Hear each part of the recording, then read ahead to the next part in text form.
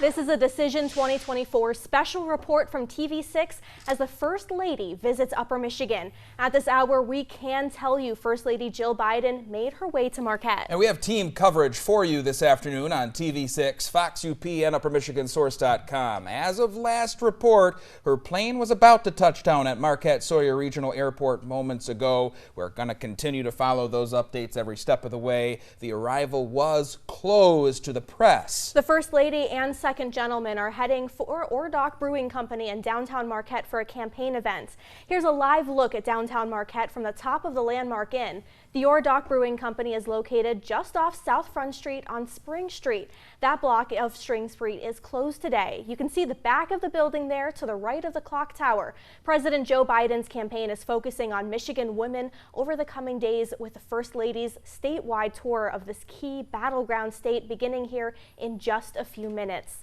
TV6's Elizabeth Peterson and Tia Trudgeon are live inside Ordock Brewing Company. And we're checking in live with them now. Elizabeth, Tia, set the scene for us inside there. Sounds like a lot going on. There is a lot going on. Good afternoon, Grace and Cody. Good afternoon, everyone. Tia, this has been a really fun scene. Already in the event, the Women for Biden event hasn't even started yet. But we went from a completely empty space here at Ordock to really and truly standing only. You can hear how loud it is. There's just a really high energy, a lot of excitement. It feels like people are really anticipating this speech. Totally, Elizabeth. And if I'm shouting, I'm sorry. It's because it's so hard to hear in here. Hundreds of people have made their way into the brewing company already.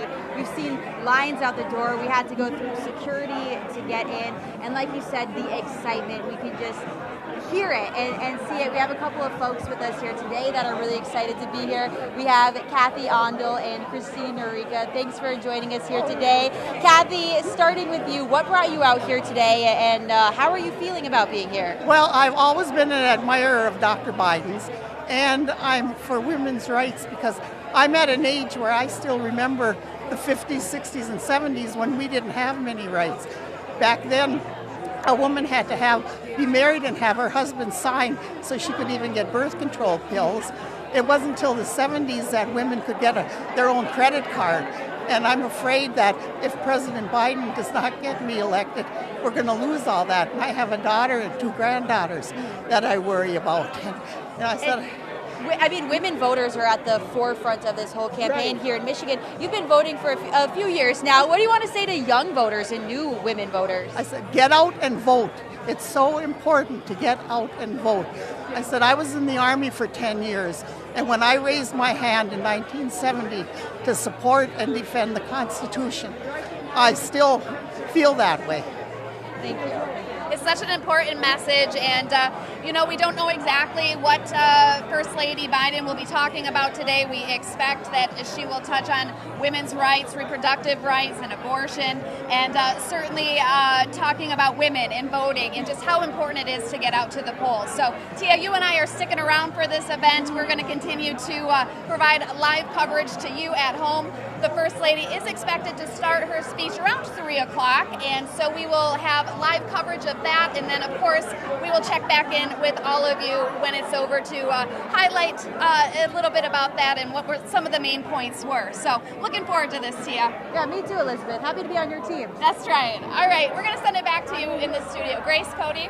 Teamwork makes the dream work. Thank you, Elizabeth and Tia. We will have plenty more for you this afternoon. Going to be breaking down all the topics as they come to us with each step of the way. Here's a live look from a reporter who is outside Ordock Brewing Company. Pretty quiet scene right now there for a reason, with the Marquette Police Department on patrol.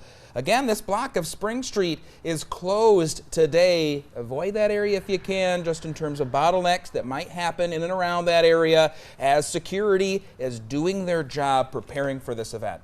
As the First Lady makes her way to the campaign stop, we're going to pause our coverage for now. And we will be back around the top of the 3 o'clock hour with continuing live coverage on TV6, Fox UP, and UpperMichiganSource.com. And again, that's 3 Eastern Time. We will also have extensive coverage all evening on our TV6 newscasts. We have many more reporters covering this campaign stop and subsequent events happening in the Eastern UP tonight and tomorrow. For now, we will return to regular programming and leave you with a live look from inside the ORDOC. This has been a TV6 special report.